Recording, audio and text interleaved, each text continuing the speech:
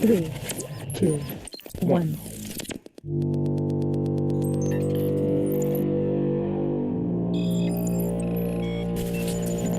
Research. Innovate. Educate. This is RTP. This is RTP180.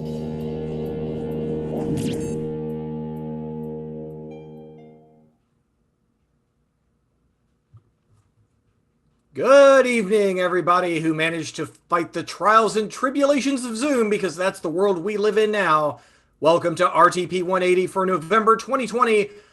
I'm your host, Wade Minter, thanking you for joining me here at the Frontier, where I've been since March. And they don't turn the heat on when no one else is here but me. And I'm wearing a t-shirt. Didn't plan this year out real well. But this is RTP 180, and it is brought to you by some very special people, chief among them our friends at RTI International, who make all of this possible. And if I may go off script for a moment, this year got a little weird. Not your traditional RTP 180 year. That said, with the support of RTI International, we have been able to take RTP 180 virtual, and we've been able to take it worldwide, which has been a nice benefit of not all being together. And I just wanted to personally give a shout out to RTI International for their support of this community and their enablement of our ability to be flexible during, and I hate using this phrase, these trying times. Also, thank you to Dual Boot Partners for our live stream sponsor. They were not the ones who broke Zoom. I didn't either. Now, the way this is going to work is we have 5 speakers this evening. They are speaking on the topic of genetics, and maybe more.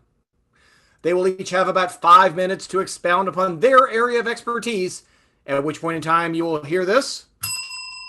A dog will salivate, an angel will get its wings, and that's their signal to wrap it up, because then we come to you, our audience, for 5 minutes of Q&A. So you will use the Zoom chat feature. You can put it into Facebook Live if that's where you're viewing us. And if you want to tweet at us, feel free to do that as well. So real quick before we move on, we're going to see if the 26 of you in the audience can help me out here. So when I say put questions into Zoom, let's practice that. I'm going to ask you a question. You put in your answer, and we're going to make sure everyone knows how to use the chat. So where are you tuned in from right now? Where are you geographically located at this moment watching RTP 180? We've got Jeff in Topsail out at the beach. Very nice. Matthew's in Wilmington. We got New York City. New York City? That's not where they make paste picante sauce. Saxbahaw, Durham with my dog. South Durham, probably without a dog. Benson, the home of Mule Days. So we've got a worldwide audience. Hannah wins the prize, I think, for furthest away at this moment, coming to us all the way from the Big Apple. That's how this works.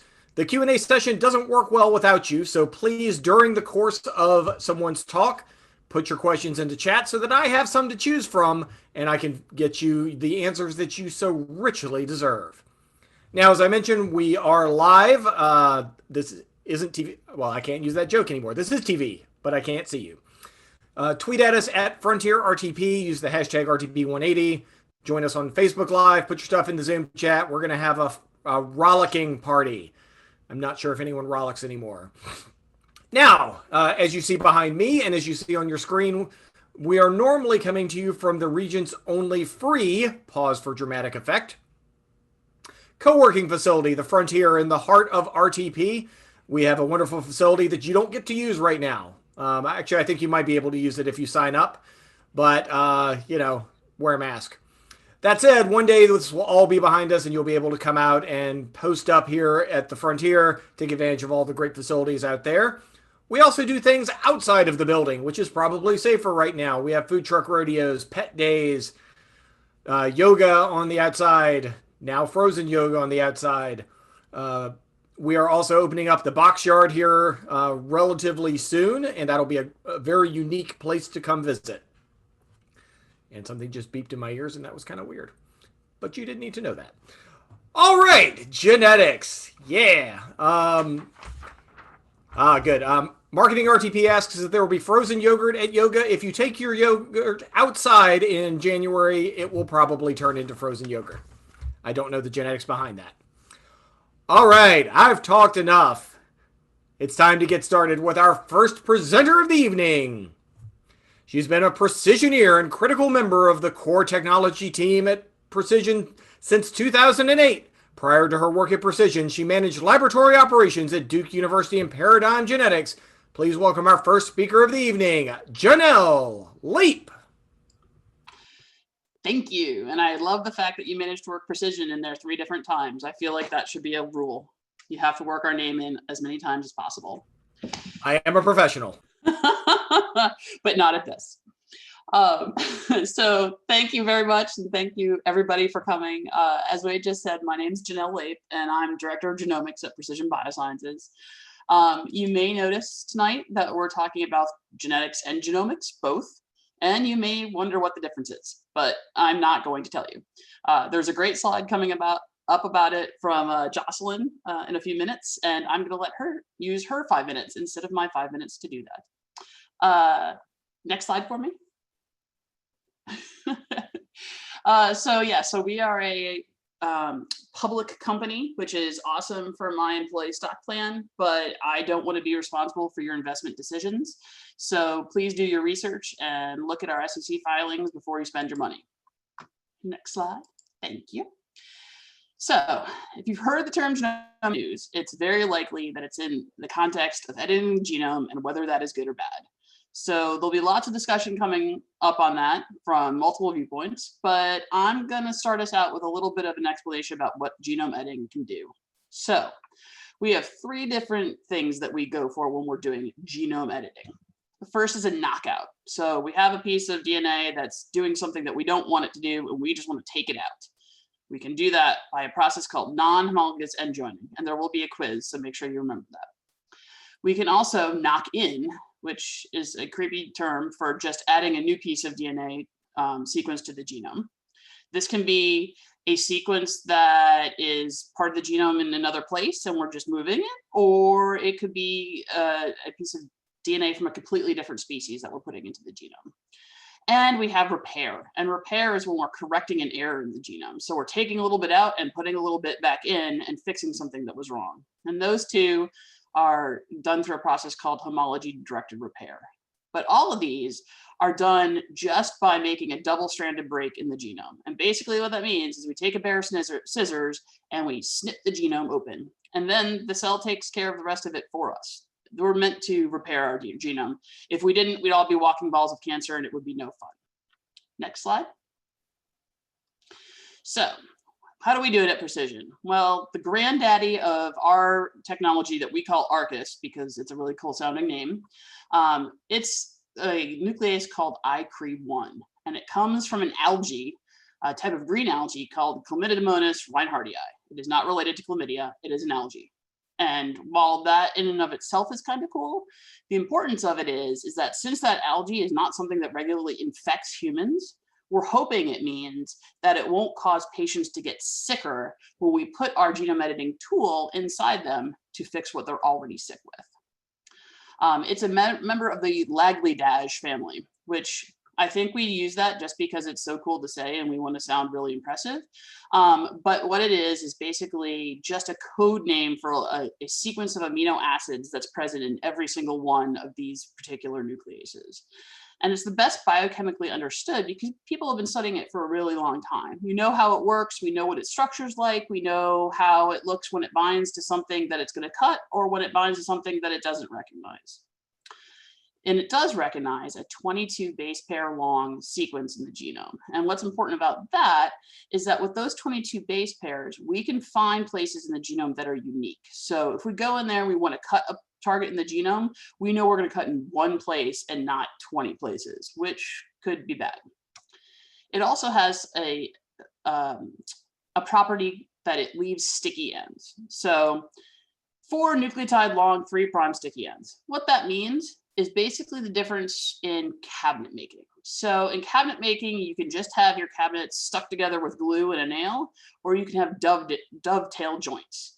And what our nuclease leaves is those overhanging segments that kind of make up a dovetail joint. Next slide. All right, so we have been stuck inside our homes for the last 8 months. But even with that, you've probably still heard the term CRISPR. Either you've heard of it in the news, or you've read about it, or you've watched some of these really badly written crime dramas where they somehow use it to find murderers. And I haven't quite figured that one out yet, but I'm hoping someone can explain it to me. CRISPR, as you see on the left over here, is this really big green blob of an enzyme called Cas9. And it's combined with this red squiggly line that's a piece of RNA. And that piece of RNA goes and it finds its exact match in the genome. And when it does, the whole CRISPR complex can make a cut wherever that RNA has bound.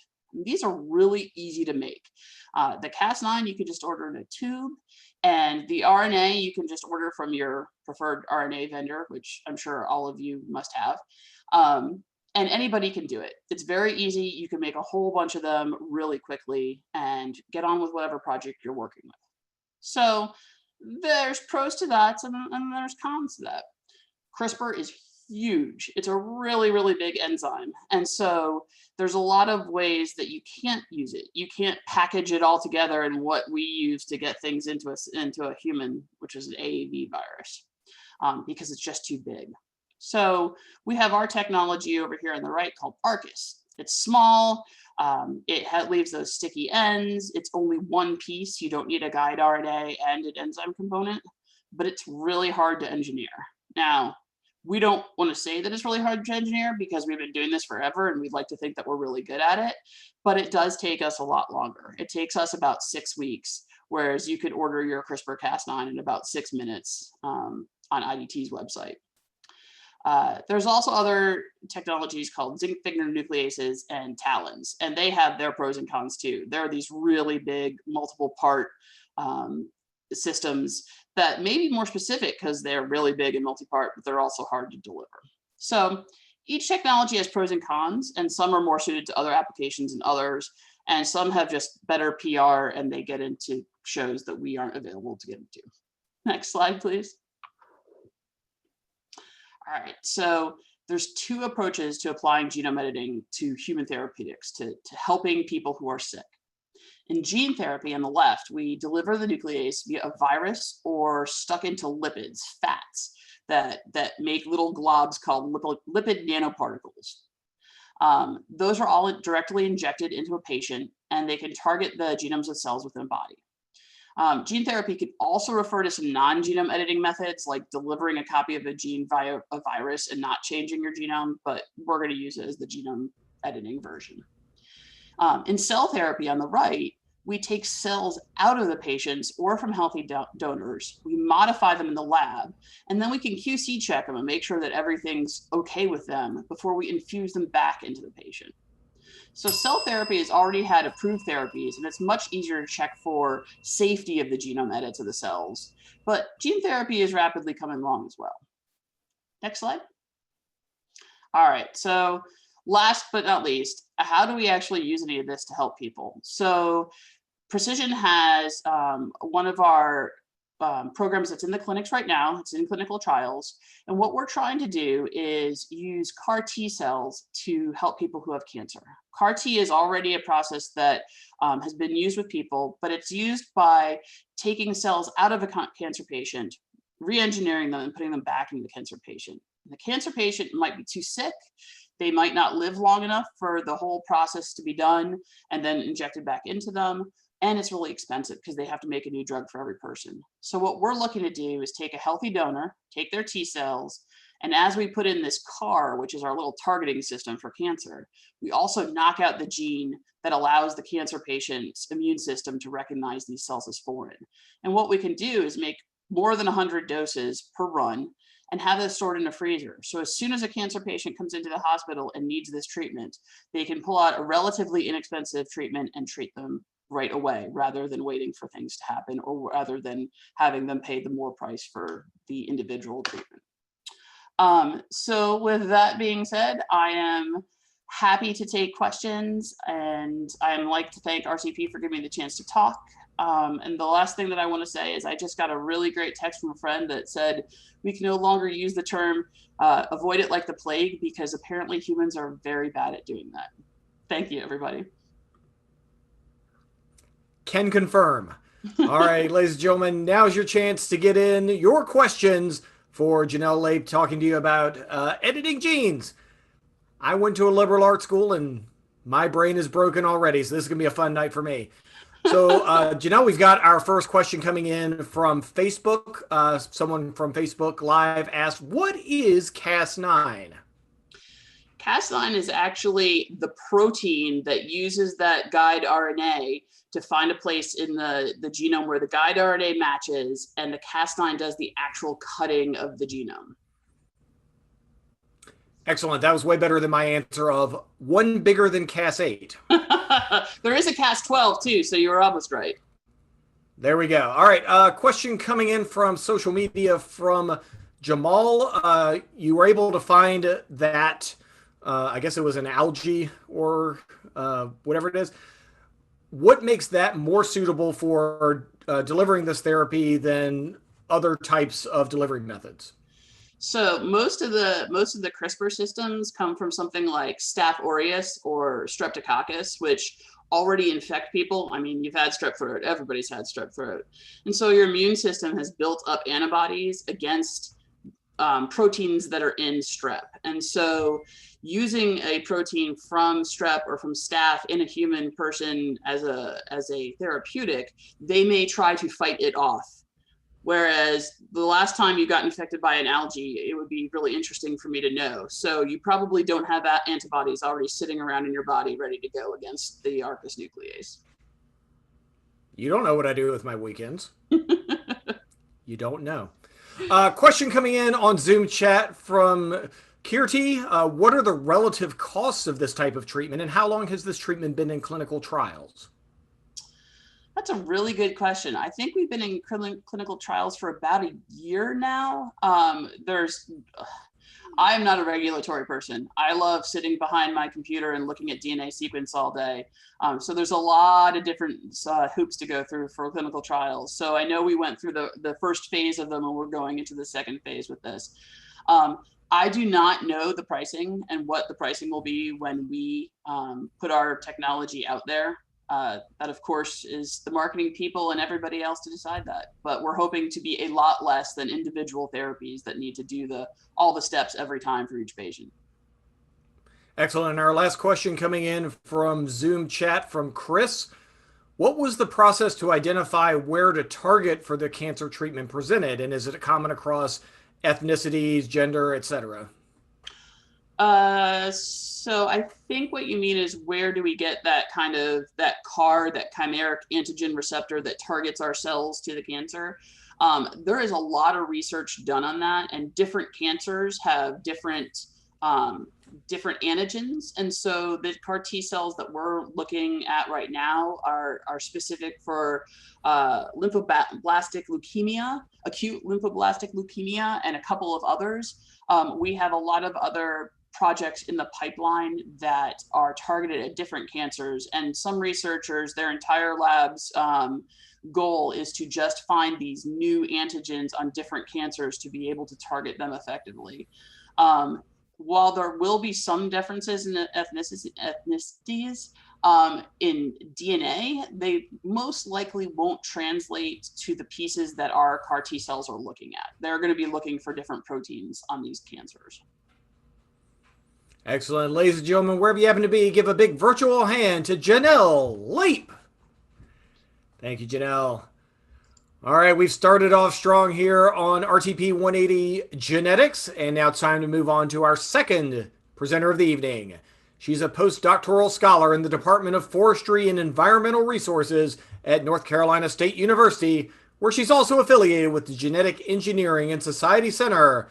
Please welcome our second speaker, Dr. Katie Barnhill-Dilling.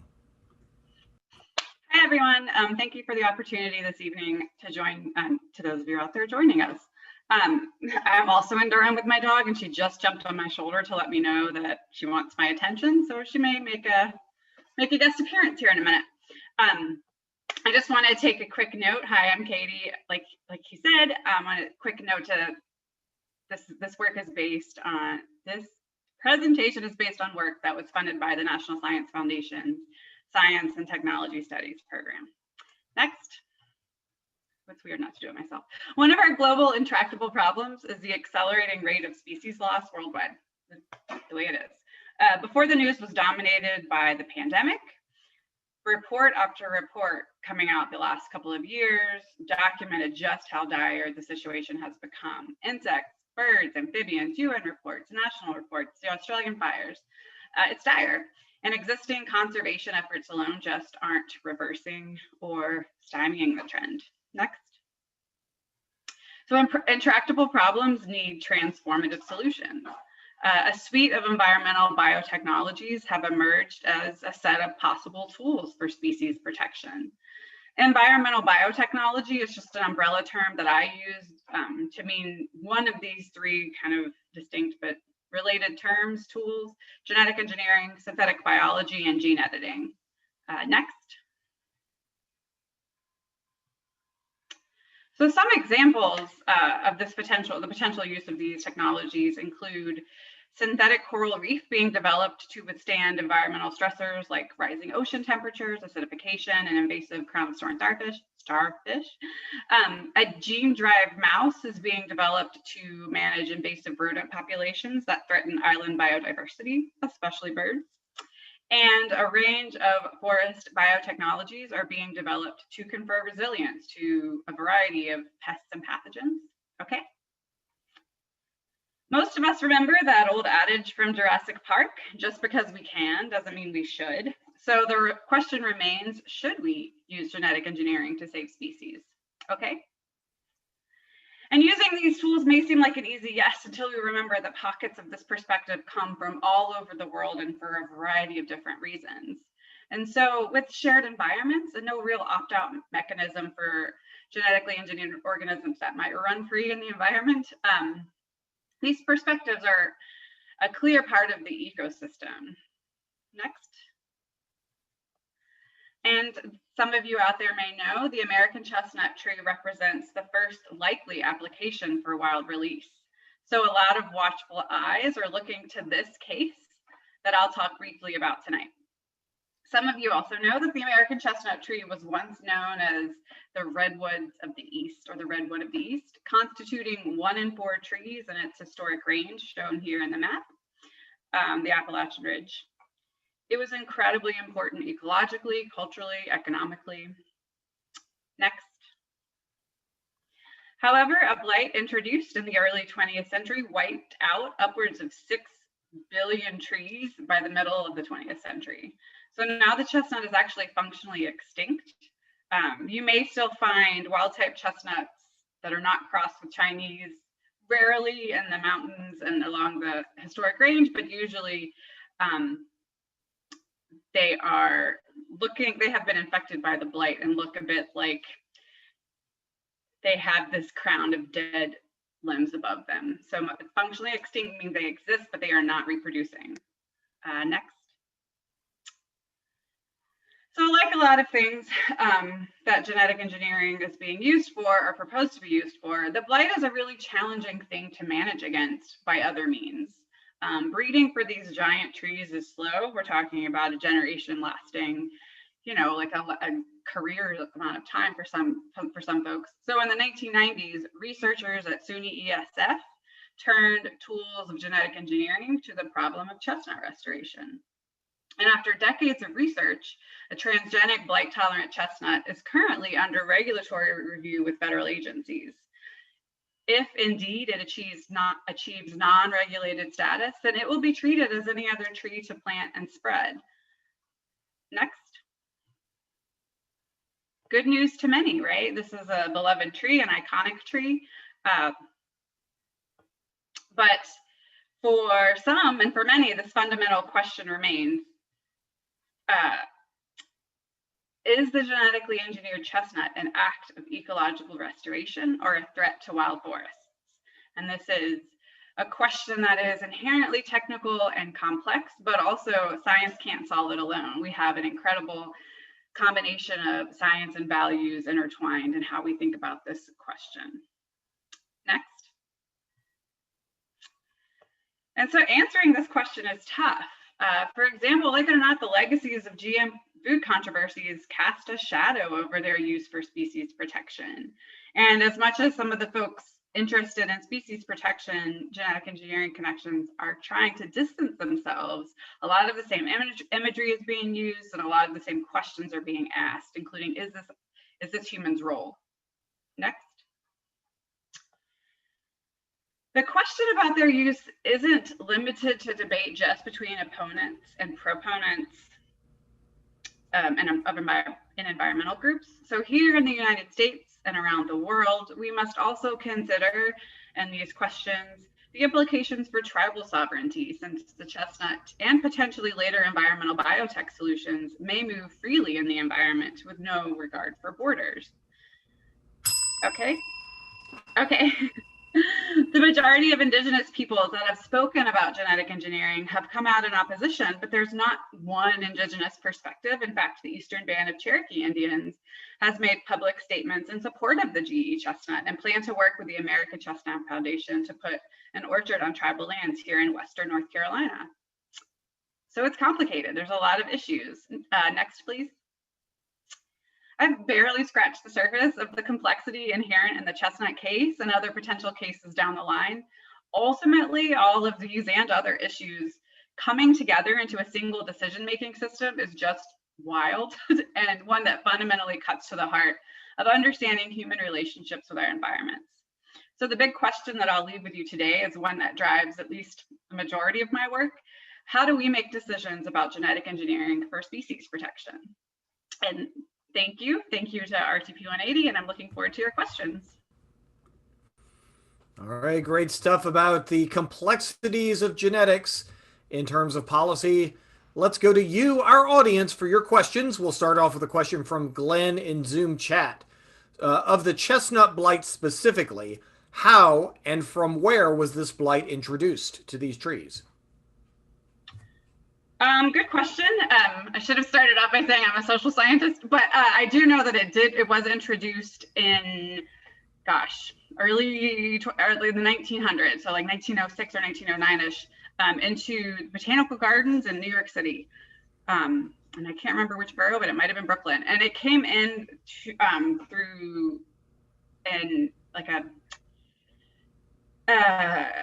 like just people bringing in ornamental trees. That's the word I was struggling with, and things just to plant. And I know it's Asian, so the Chinese chestnut is actually pretty resistant to it, but that is when it came in. So it's been around for well over 100 years, but it just lingers. It lives in the soil. It moves quickly. It lives on some trees without harming them. It's just a really virulent and fast-moving little bug. All right, a question coming in from social media. I've been told that dead trees should be left alone as they become habitats for birds, etc. Are there any negatives to leaving these dead trees still standing? Any dead trees? I know there's or potentially the trees that have been hit by the blight. You want to replant them, but there's also habitats that get formed from the dead trees. I see.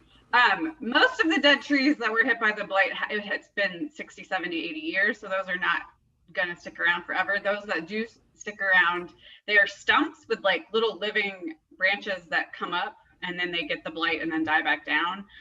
So if you happen to, like, dead trees in the forest are great for habitat, they're great for nutrient cycling, they're great for all sorts of things. These trees aren't huge parts of the ecosystem currently. I hope that answers the question. All right, a question from Matthew in Zoom chat. Do we have any idea how GMO food will affect humans since they've been placed into grocery stores? Specifically, any increased health issues with genetically modified foods? Well, that is largely demonstrated. Well, that is largely out of my wheelhouse. But if you want to refer to all these different cases, like scientific studies, GM foods are demonstrably pretty safe. There's always controversy around what you accept as your source, but broadly speaking, they haven't been demonstrated to be unsafe. If you're talking about human safety, a lot of the questions around genetically engineered foods come down also to corporate control and some of these issues around the political economy. Yeah. All right. And then our last question comes from Brant on Facebook Live. The genetic engineering that you're talking about doing is to make the chestnut trees more resistant to the blight. Why not do a genetic modification on the blight pathogen itself to make it less dangerous rather than modifying its host? Yeah, and keeping in mind I'm a social scientist, and so hopefully this answer makes good sense. I know that they have tried a lot of different things, including modifying the blight, and that it doesn't actually, what they're doing with the GE tree, the transgenic tree, is bringing in a wheat gene that detoxifies the impacts of the acid that comes from the blight. So it doesn't actually kill the blight either. It just allows the chestnut to be resistant to living with it. But I do know that they've tried modifying the pathogens themselves, and that is what's happening in some other cases of genetic engineering for species protection and public health, is they're modifying the pathogen, not the target. But that's a really good question, because some people might have less issue with modifying certain types of pathogens than they might with something like a tree or a mouse. All right, ladies and gentlemen, big virtual hand for Dr. Katie Barnhill-Dilling. Thank you. All right, we are moving now into our third speaker of the evening. He's a distinguished fellow in the Genomics, Bioinformatics, and Translational Research Center at our sponsor, RTI International. Please welcome to the virtual stage, Dr. Don Bailey. Great, thank you very much, Wade. I'm being told I can't start my video because the host has stopped it, so let's try it again, start my video. There we go. Hi, everybody. I thought I would start by sharing just two perspectives that might give a good introduction to my brief talk on genetics and newborn screening. The first is a quote from Francis Collins, director of the NIH. He said this about 5 or 6 years ago, but he says it often in many different meetings. Is over the course of the next few decades, the availability of cheap, efficient DNA sequencing technology will lead to a medical landscape in which each baby's genome is sequenced, and that information is used to shape a lifetime of personalized strategies for disease prevention, detection, and treatment. It's a very hopeful, very optimistic statement, and actually reflects a lot of hope that many parents have for their children, and especially for children who might suffer from difficult diseases. The other thing I'll share is this painting from Salvador Dali.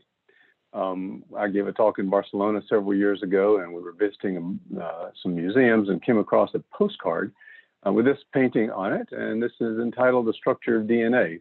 And I like it because to me it says that we can study DNA all we want to, we can study genes all we want to, but ultimately there's a human expression, and we need to be very cognizant of that and understand the human consequences of anything we're doing with regard to genetics. Pay attention to that picture because I'm going to give a different perspective on what that painting might be saying to us at the end of my presentation. Next slide, please. All right, really briefly, what is newborn screening? Well, it starts with a newborn, and of course, most newborns are born under happy circumstances. Mom, dad, grandparents, everyone is very happy, and babies appear to be and often are completely normal at birth. But there's some babies that have hidden health problems that aren't obvious at birth, but yet need immediate treatment. If they don't get that treatment, they could suffer permanent damage or even death. So these nice feet from a baby, one of them in the hospital within 24 to 48 hours of birth, the heel is pricked and blood spots are put on a card. That card is sent to a state laboratory, and the state laboratory uses some equipment, and in this case, this is some equipment that's testing for biochemical properties in the blood to identify 35 time-sensitive treatable disorders called the Recommended Uniform Screening Panel. And if you get what's called a screen-positive case, then the baby is referred to their physician, who then follows up with a treatment protocol. Genetics is not the primary source of this testing at the moment. Primarily biochemical testing. There's some second-tier genetic testing that's done. The big question is, how and when could genetic testing and perhaps even broader genomic sequencing be introduced in newborn screening? Next slide. So right now, newborn screening policy is determined in a very systematic way. There's a big review by a national committee, advisory committee on heritable disorders in newborns and children. I had the privilege of serving on that committee for 6 years. We do a very rigorous review of each nominated disorder. Ultimately, the DHHS secretary determines, based on the committee's review, whether a condition should be on the recommended uniform screening panel. So currently, there are 35 disorders on the RUSP. The states are gradually implementing newly recommended conditions because each state is responsible for its own newborn screening program. Next slide. The genetics will force major changes in newborn screening. We're already seeing it, and it's coming, and we need to figure out how to deal with it. First, of course, there are thousands of known genetic causes already of intellectual disability and other chronic health conditions. So compare those thousands of known disorders with the 35 that we're screening right now. Huge gap. Secondly, genome or exome sequencing could detect many of these disorders before symptoms appear. That little blood spot on that card there contains all the genomic information that you need to do sequencing. It's amazing, the information that you can find in a single blood spot. So genome or exome sequencing could detect many of those disorders before symptoms appear. As you heard in our first presentation, cell and gene therapies now promise hope for a cure or at least to stop disease progression. And advocacy groups are getting very, very sophisticated. They know how to advocate for change. And so they take this information and are pushing for a rapid expansion of newborn screening. Next slide, please.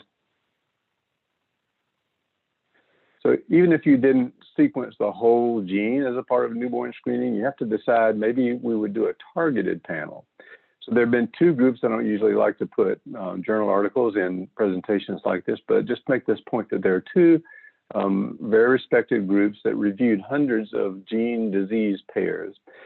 And they agreed on 292 disorders that currently meet the criteria for newborn screening. That is, if we could screen for them right now, they would pass muster for addition to the RUSP.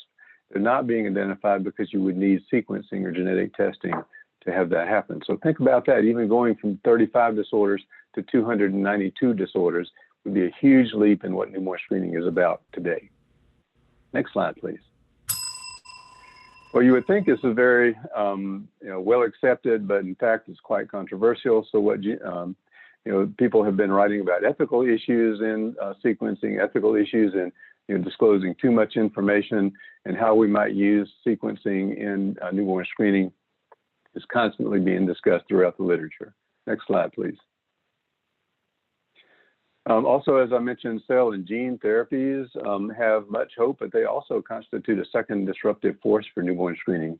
On the left, you see an advertisement for Zolgensma. This was the first FDA-approved gene therapy for a disorder called spinal muscular atrophy. And you can see the advertisement on the website there. I'll always remember the day we received the one-time only dose for spinal muscular atrophy. On the right, there's a group at MIT that does a projection of durable gene and cell therapies that are in the pipeline, and there are over 60 already available.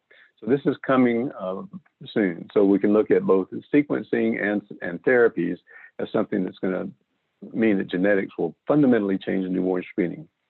So the next slide, leave it at the last one. So this evokes many questions, just like our last talk. There are many, many big questions that this evokes for newborn screening. And going back to the Salvador Dali painting with the arms in the air, to me now it's like, well, what are we going to do? And that's what that painting means. But how will newborn screening respond to this virtual tidal wave of screenable and treatable disorders? Given our distributed system of state-based newborn screening programs, who's going to lead this transformation? If the federal government can't really can do a part of it, but newborn screening is a state initiative. Parents of affected children want change and want this to happen, but how will the general public react? What role will research play in policy decisions? Who's going to pay for this? Will parents be offered choices in the results to be returned? Will some of newborn screening remain public and some move to private care? And finally, how can the promise and benefits of genetic screening and gene therapies be available to all? I think that's it. Thank you very much. All right. Thank you, Dr. Bailey. Time to go to you, our audience, for your questions. Our first question comes via Zoom chat from John. John asks, is it possible to do in utero screening? And is there any benefit in doing that as opposed to waiting to postnatal screening? Right, so it is possible to do in utero screening for some disorders, and that's a much more of a frontier. There's certainly prenatal genetic testing that's going on already. And there's the potential to do gene therapy in utero. So yes, there are many disorders that damage is occurring before birth. And so if we can do prenatal screening and prenatal treatments, that's great. For others, it's not so important. And to do it before birth, and it may be fine to wait until later. Excellent. Next question comes from Chang on social media. What are the primary criteria for a disease to get included in the list of ones that could benefit from this type of treatment? It has to be a disorder for which there's an easy way to test for it. So you have to have a very accurate screening test. You don't want to make some mistakes. You don't want to miss a lot of children, but you don't want to over-identify children so that you would have too many children you have to send for diagnostic confirmation. There has to be a treatment. There has to be evidence showing that what they call pre-symptomatic treatment, that is, treating a baby before symptoms even appear, is better than waiting until symptoms appear. If it didn't matter, if you could treat them once the symptoms come about and get the same effect, then you wouldn't need to do newborn screening. So pre-symptomatic treatment benefit is critical. And then finally, just the overall capacity of the system to handle the new technology and the new screening. Excellent. Question from Sheron on social media. Are there new diseases that are coming that the technology is emerging for us to be able to diagnose? Absolutely. Like I mentioned earlier, there are 292 that we could identify through sequencing, exome sequencing right away if we included that in newborn screening. There are many others that could be identified through other kinds of testing methodologies. And so there's too many to mention or discuss today, but there's quite a bit of interest in this. And the big question is, just as in our previous presentation, just because you can screen for something, should we screen for something? So it's a complicated situation based on both science and medicine and public health. All right, we will continue that thread with a question from Brant on Facebook Live. Do you worry that this new technology for diagnosis will stoke existing inequalities, as pathogenic genetic variants are largely known from studies that have focused on white Europeans and not underrepresented populations? I think it's a great question, and it's a great point. It's part of what the last point in my slide was, which is how can we make the benefits of genetic information and genetic screening available to everyone. So there's lots of questions about equity and equitable access, and especially if part of early identification was in the public health sector, but we had a big chunk of diseases and disorders that were only available to people who could pay for them.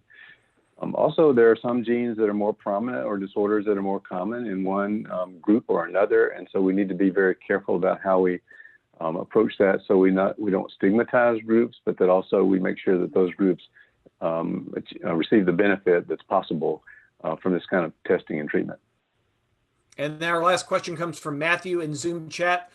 Do scientists have to work with a bioethics group while coming up with these ideas for screening children for diseases? Have to I'm not sure how you would frame it as a have to, but they certainly should. And in most cases, there are bioethics committees that review many aspects of newborn screening and treatments in general. Certainly, FDA has to approve treatments, but there are, the ethics of disclosure and especially the ethics of uncertainty. You could have a gene variant that might suggest that you would have a disorder, but whether it's a childhood onset or an adolescent onset or an adult onset, or you might have the mild version or the severe version, and where do we draw the line? Those are some fundamental ethical questions and what do people really want to know. So ethics has and will continue to play an important role in these decisions.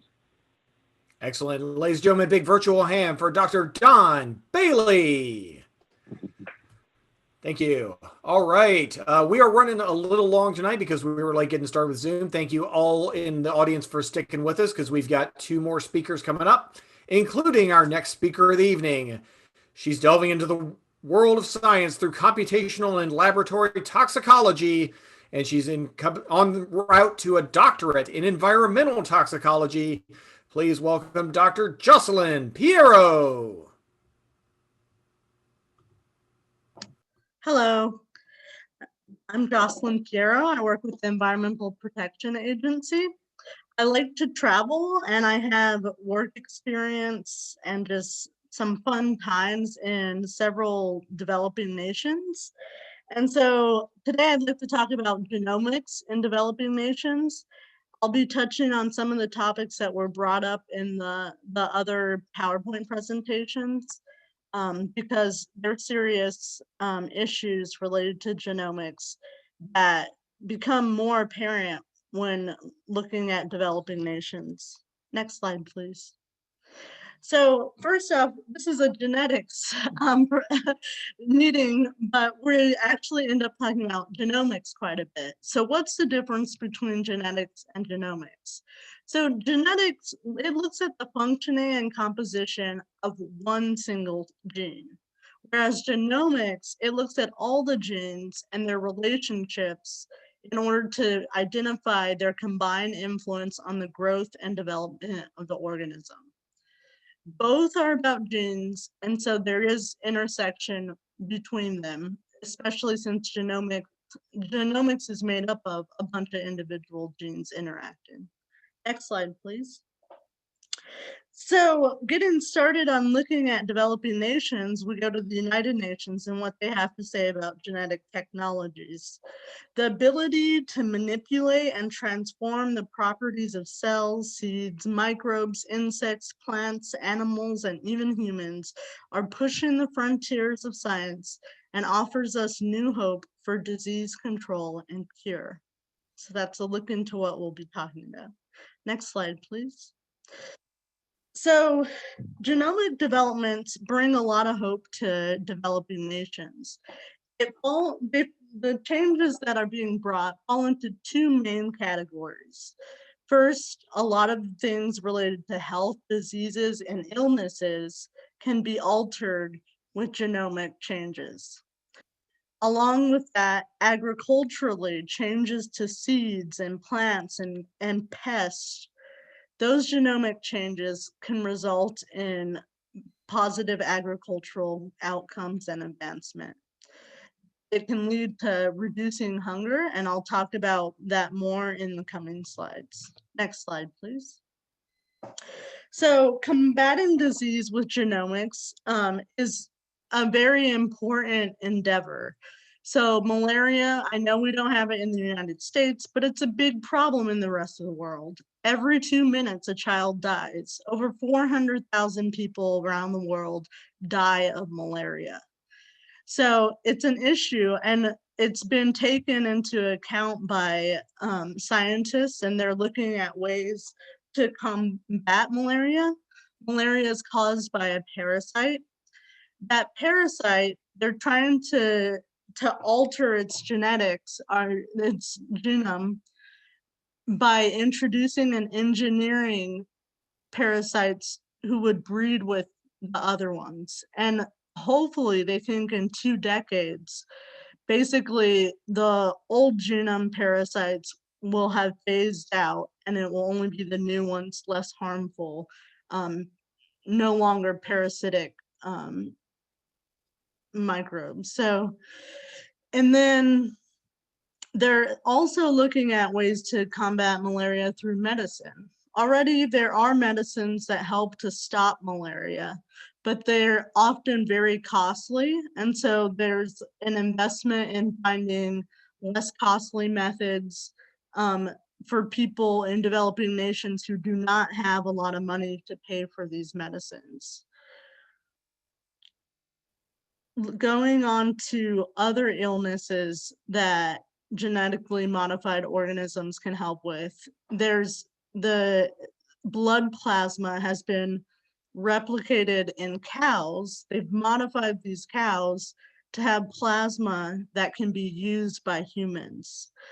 It kind of grosses a lot of people out to think, oh, plasma going from a cow to a human, do I really want that? And so it's part of the controversy related to GMOs.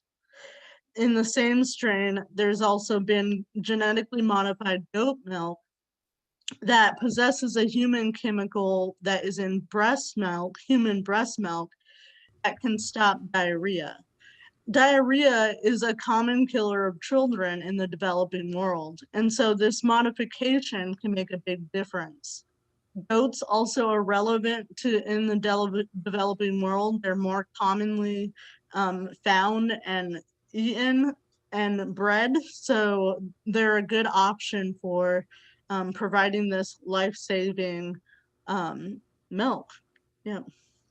So some okay, I'll just skip this one and then go to the next slide. So also developing hardy crops. The crops now, they have developed genetic modifications that combat adverse weather. So if there's too much rainwater, then they can still grow with the water, or if there's a fire, they can recover from the fire. If the soil has lost a nutrient, how they recover from that. Out of the genetically modified organisms or crops, 40% of them are in the United States. So, and 9% are the rest of the world out of all of these nations in the pie here. So we see that there's still a ways to go in the developing world related to GMO crops. Next slide. So human genome research, basically that's been, the cost has been reduced, whereas sequencing one genes before was like $9 million. Now it's $1,100. This is encouraging competition around the world and helping the study of genes to increase. Next slide. So the bad is the genomics. There's access to gene therapies to combat diseases and seeds, but it's limited to those who can afford them. And so they're saying that the world has been divided between those who have and can have more and those who don't have and are losing more. 10% of the US health research funding is spent going to 90% of the world's population's problems, and the rest is spent on developed nation problems. There's the issue of potential designer babies that comes up. And so there's a fear of that among a lot of people, that modifying the genome in any way can result in designer babies, but also these superhumans. So, and it can lead to weaponization and harm to populations that might not be politically popular. Next slide. So some of the adverse effects that might come out of genome sequencing is that we don't know the long-term safety and hazards of gene editing. It's still pretty new, and so we don't know what's going to happen, and that's a question. Okay, so and yeah, go ahead and go to the next slide. Yeah, so moving forward with genomics, basically it's controversial, and Henrietta Lacks, whose cancerous genes have been used for years, were taken without her consent. And so now with genomics, as people sequence genomes and everything, it's important to share information as necessary, but also to give the correct rights to people and their genomes. And the ethical boundaries of when people do have a genome altered, or when a cell crop seed is altered, can it travel to new areas? That is a question. Okay, these are sources. Questions? All right. Thank you, Dr. Pierro. Time to go to you, our audience, for questions about both genetics and genomics. Courtesy of Dr. Pierro, get your questions in. First question is coming in from Hector on social media. With the cost of sequencing genomes dropping so low, what are some of the novel applications of this technology that people might not know about? So yeah, so when you sequence a genome, you can see genetic defects are like potential illnesses and harm that can come. And for that, you go into gene therapy as needed, which is actually still very expensive, gene therapy, but that would be one of the purposes of having your genome sequenced. Excellent. And question from Marlon in Zoom chat. How long do you think it will take for legislation to catch up with genomics? I think because there are a lot of unknowns about what the effects of these genomic changes are going to be, regulations are going to be continually evolving. The consequences aren't known, so the boundaries are not understood yet either. But there is a need for privacy and rights issues to be addressed through legislation. Because as it comes out, some people say, oh, every genome sequence needs to be made public. And so there needs to be a decision made about that by legislatures in all the different nations. Yeah. Excellent. Thank you very much for your expertise. Give it up for Dr. Jocylin Pierro. Thanks. All right, ladies and gentlemen, last but certainly not least, she's the Associate Director of Manufacturing at Biogen and is responsible for the operation of their new, I'm not even going to try to pronounce it. Ladies and gentlemen, please welcome Sheron Branham.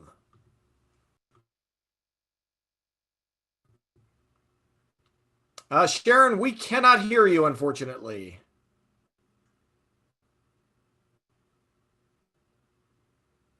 Still no. That headset was working so well in tech rehearsal.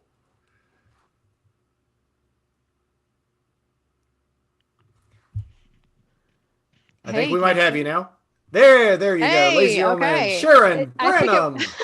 I think I've been waiting so long that it fell asleep on me. I had to wake it back up. So thank you, Wade, and thanks to everybody who is still sticking around to the bitter end. I really appreciate you sticking around. So I'm going to be talking about how Biogen is accelerating drug development of one particular type of RNA therapy. And I'll help Wade with the word that he could not say, but it's antisense oligonucleotides. So we call them ASOs for short, or just oligos. So next. So most people are more familiar with gene therapy, which Janel spoke about, which targets DNA in the body. However, ASOs and other RNA therapies target messenger RNA after transcription. So an ASO is shown in the red here. That is a short strand of DNA or RNA that either stops translation of a bad protein or it modifies translation and increases more of a good protein. And so either of which end up reducing the expression of a particular genetic disease. So the one therapy that I'm going to be talking about a little bit today, which is called Spinraza, which is for spinal muscular atrophy, that one works in the second way in that it helps the body make more of a good protein. But the vast majority of the rest of our ASOs are actually more like the former, where they actually prevent a disease-causing protein from being formed. So Biogen is a neuroscience company, and our current pipeline of ASOs is focused primarily on these therapeutic areas, ALS, Alzheimer's, Parkinson's, and then SMA, as well as quite a few additional orphan indications that are still in the research phase. So I think everybody knows the first three. Sorry, I'm still on the first one, sorry. The first three currently have no disease-modifying therapies on the market. The only thing that's out there right now is just for symptoms. So we're really hopeful that we'll be able to bring an option to these patients and their caregivers soon. But the last one, spinal muscular atrophy, we launched a commercial product for that, Spinraza, in 2017, which was the first disease-modifying therapy on the market. It is an orphan disease, however, it is also the #1 genetic cause of infant deaths. Thanks. So there are multiple types of SMA. The most aggressive one, which is observed in humans, is type 1. It goes all the way up to type 4, but it's diagnosed pretty early, before the age of 1 typically, when parents observe their child not meeting physical motor milestones like rolling over or sitting up. So these babies, unfortunately, very rarely reach the age of 2. So the chart that I'm showing here is from the clinical trial data for Spinraza, which is a measure of the motor milestones. So there's a lot of numbers on this chart, so I'm trying to just highlight what is the most important here. So at the bottom, the line that you see is the control study. So that is on placebo, and so you can see a decline actually in motor milestones in patients. And then the 2 middle lines are for patients who were put onto treatment after symptoms were observed. And then you can see the green line here, which is a massive difference in how well the infants developed if genetic testing can identify the disease early. So that links very nicely back up to what Dr. Bailey was talking about the importance of actually identifying some of these additional genetic diseases in pre-screening. And so we've actually been working with the government throughout various states within the country to have SMA put onto the recommended lists for that. So there are lots and lots of states who already have it. It's on the federal list at this point. We're still working with North Carolina, so we should have it on there next year. So I just want to point out from this that if you can get patients before they have symptoms, the patients basically are reaching motor milestones almost concurrently with typical development. And so we now have type 1 patients that were on this nurture study who are 5 years old now and are actually riding a bike. So that is amazing, and it's really, really exciting what can be done for these families. So obviously we want to get these therapies out on the market as fast as we possibly can, primarily because there's no other options for them and their families for these degenerative diseases. So we have a number of ways that we've standardized the work involved around drug development and how we're accepting more risk to enable this acceleration. So our research partner has developed a really efficient, rapid screening process. It's a computer-based modeling system that assesses thousands of potential drug candidates and then narrows the field down to a handful that are then taken through rat studies, which then results in a shortlist where they pick the top candidate to move forward into development. And that has saved quite a bit in the research process. So internal manufacturing, so that's actually my area of expertise. We decided to build our own facility in RTP at the Biogen site there. Lots and lots of companies are working on ASOs right now, but Biogen was actually the very first biopharma company to build our own manufacturing plant, which we decided. I believe you have cut out again, Sheron. I apologize. I know, it's 2020. Hey, can you hear me now? You're back. Okay, sorry. So I'll just go back to the internal manufacturing point. I'm not sure when I cut out with that, but a lot of companies are working on ASOs right now, but Biogen was one of the first biopharma companies to build our own manufacturing plant. We are the only one that actually has end-to-end capability of manufacturing for oligos. And the reason we decided to do that is because we have about 40% of our pipeline is currently made up of ASOs. So we make biologics, we make ASOs, we make small molecules, which are basically pills, and we're also working on some gene therapy products as well. But ASOs is a huge portion of our pipeline. So we also start at risk. So we save a little bit of time by starting working on products before the tox studies are actually completed, which sometimes results in wasted effort, obviously, but it also gives us a head start. And we don't do this for every project, but just those that are the highest priority. So typically drug development goes through 3 phases, but we have been able to pull some phase 2 criteria into phase 1 for the orphan indications by identifying patients who have the targeted genetic mutations and assessing both safety and efficacy from the beginning. And so that saves quite a bit of time on the overall development process. And then finally, we're working with regulatory agencies around the world, but in particular with the FDA on everything from like our trial design to our manufacturing plans, and we pull them into the process early, and we share data prior to filing dates so we can get their advice as well as their buy-in on what we're doing. So we're also working with the agencies to get, fast track status where possible as well. So I will stop here now. I know you don't want to hear me say this again, but we lost you again. But I think we were at the end. All right, we were at the end, yes. Can you hear me now? Yes, we can. All right, excellent. Sorry. This RTP180 is haunted. Yeah. Or it could just, apparently I was the only one who couldn't hear you, which makes me wonder what's going on with me. Oh, it's you, not me. Good, okay. But, ladies and gentlemen, get your questions in for Sheron as she talks about RNA therapies. Leslie says that she's been here the whole time, so apparently this is my problem. Good times. All right. So question from Chris in Zoom chat. His dad died from ALS, so he's supportive of this work. The vast majority of ALS is believed to be caused by environmental factors rather than genetics. If that's the case, do these therapies have promise for those individuals? And what level of progression would you hope that it could provide?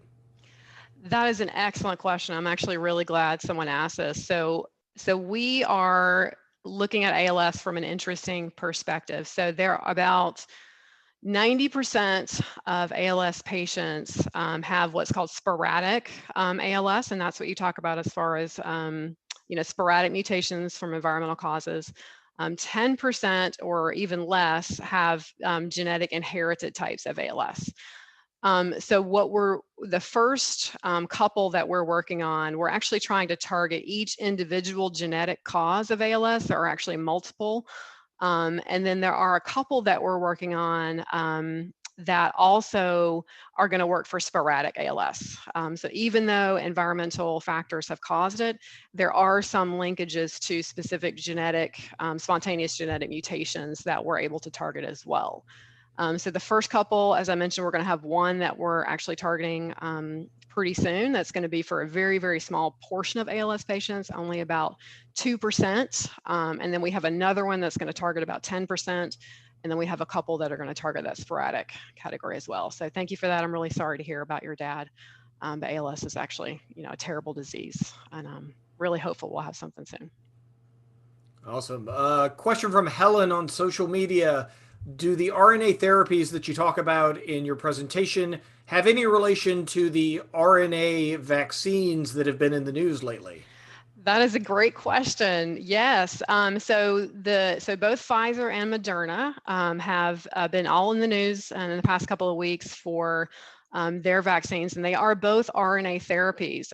They are not oligonucleotides.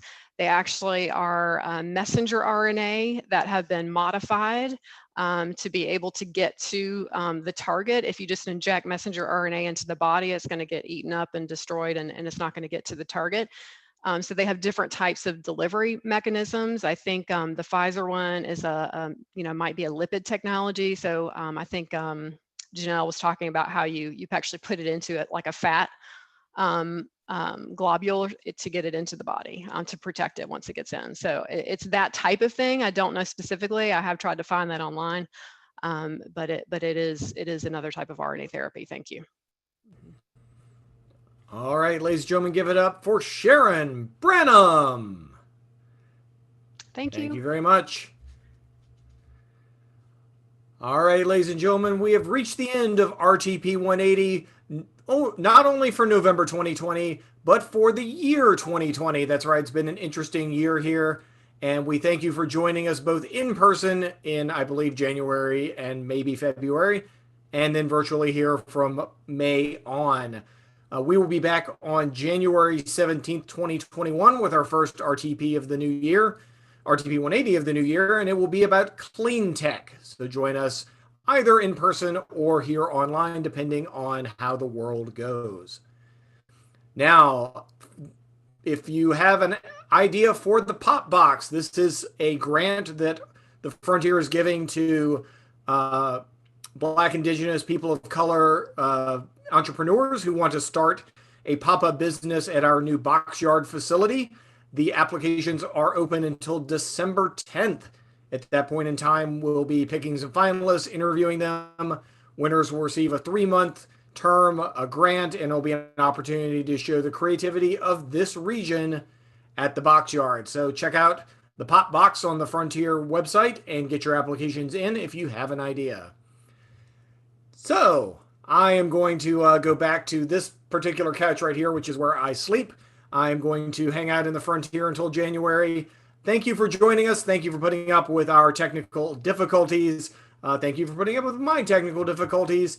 Have a great rest of your year, and we will see you back in January. Good night, everybody.